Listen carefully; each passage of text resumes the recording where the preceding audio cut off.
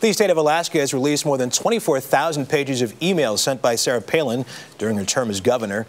Nearly 2,300 pages were held back because state attorneys say they contain privileged information. CBS News political correspondent Jan Crawford is in our Washington bureau with a look at what was on the mind of then Governor Palin. Jan, good morning to you. Well, good morning, Russ. Reporters from across the country and even some overseas have been waiting more than 2 years to get their hands on these emails. And what they're showing, well, so far anyway, is pretty much what everyone knew all along.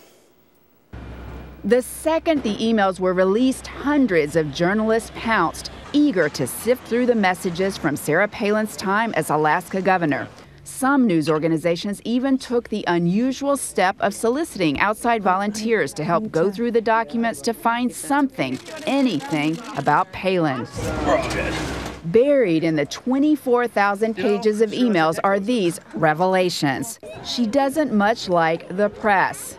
I, too, will continue to be dismayed at the media. She was engaged in her work as governor and intensely focused on energy issues, and even once praised Barack Obama, who seemed to agree with her ideas on energy policy.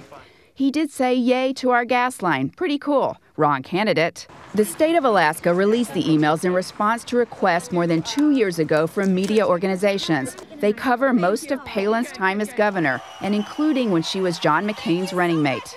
Beyond her official work, there are also emails that deal with ordinary aspects of her life. In one, there is even talk of her daughter wanting a trampoline. Now, the spectacle of hundreds of journalists tearing through these emails, news organizations like the New York Times, the Washington Post, putting out a call for citizen online volunteers to help them to find something damaging on Sarah Palin.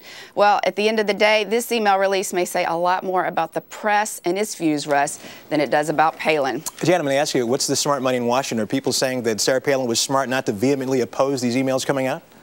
Well, listen, everyone was focused on it yesterday, and so far, no one has seen that smoking gun that they've all been looking for. And listen, a public official's correspondence and documents always can be valuable to help us understand their thinking, their priorities, to get a full picture of the person.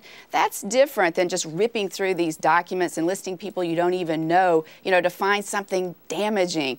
Listen, Palin was the vice presidential nominee, and as you and I have discussed on this show many times, there is discussion. She's going to run for president in 2012, so her correspondence can, show the issues she cared about as governor and how she will govern. That's what I think people are going to start looking for now in these emails. Okay, Jan Crawford in Washington, thank you so much.